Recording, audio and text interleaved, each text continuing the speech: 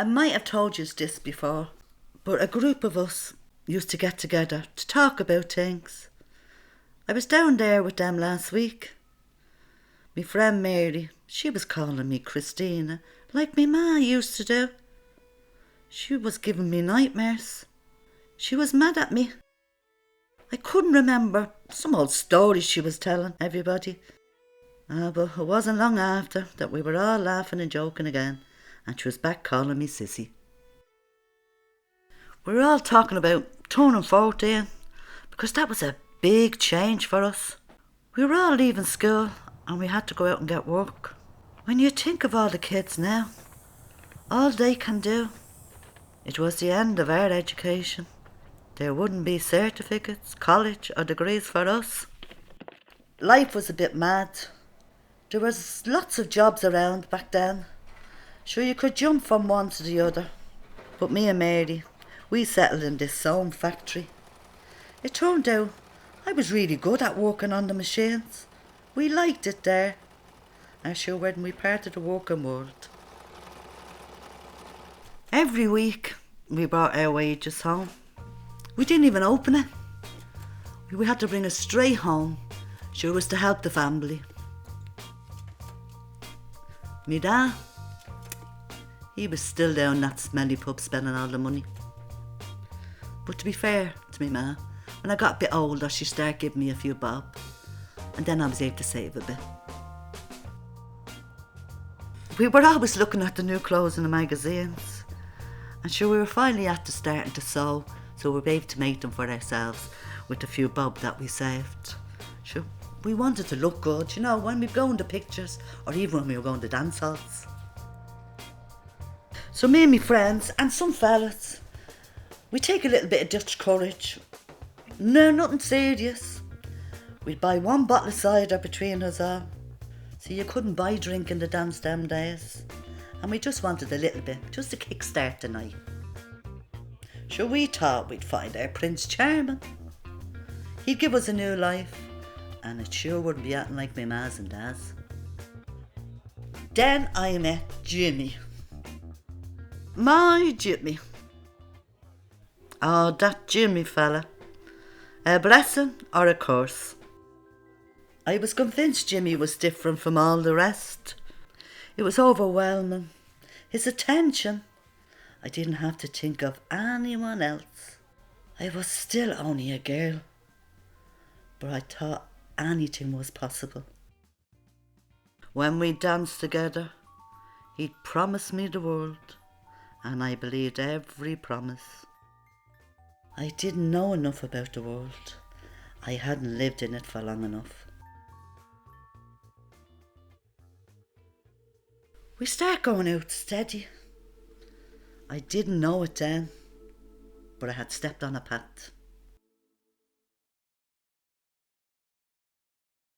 I was only going to end up in one place, and I hadn't got a clue.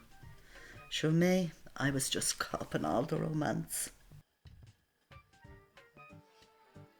After a couple of years, the Jimmy fella told me, "You're getting married."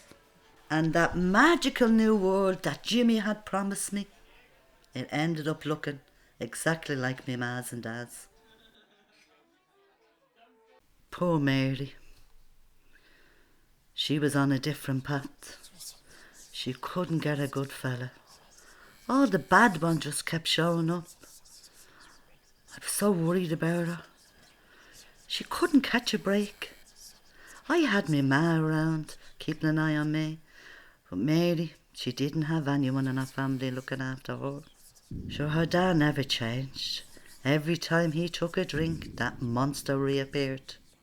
Her ma was burdened with tidying up his messes. Never mind the younger kids.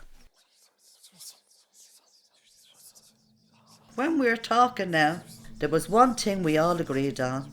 When we were going out with our fellas, we were supposed to know everything about the birds and the bees and all that. The talk was all about what other people might think and how things might look. But there was no words of wisdom for us.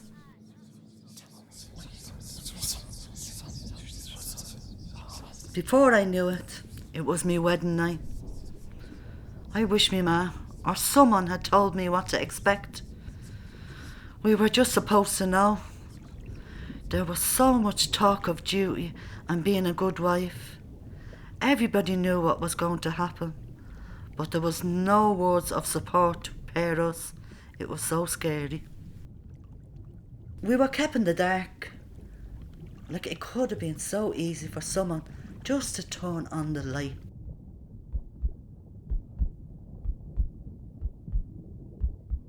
I became pregnant not long after I was married.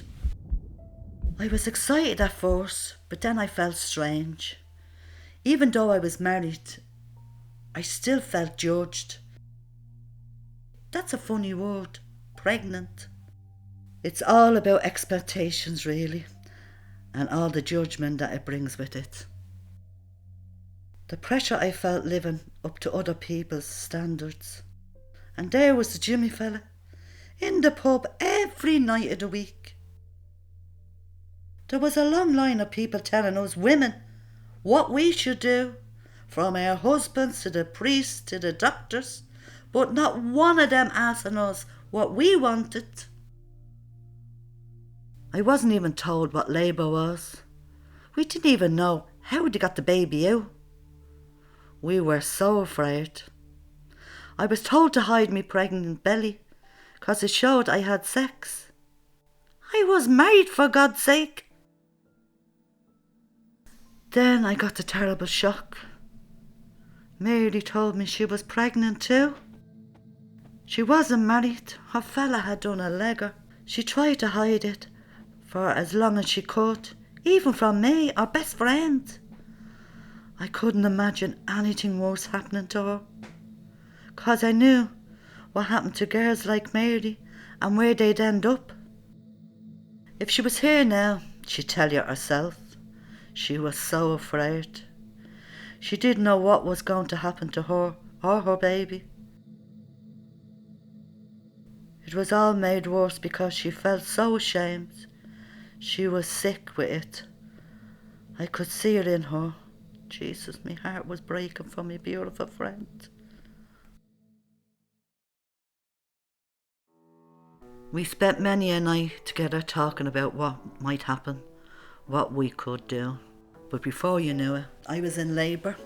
Jimmy dropped me off at the hospital, and then off he went.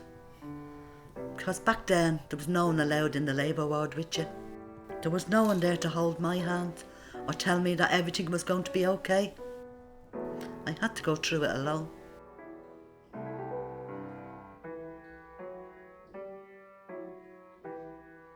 But I came out the other side with a beautiful baby boy, and that feeling that there was nothing you wouldn't do for him. Maybe things would be different now. Maybe Jimmy would feel the same way after seeing the little face looking back up at him.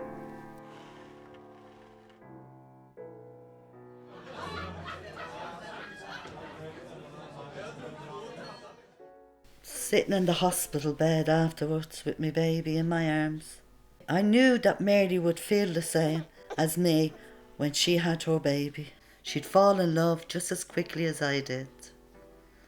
At that moment I decided that I'd be there for her, no matter what happened, no matter what the future held for both of us. I was there, and she was there for me too.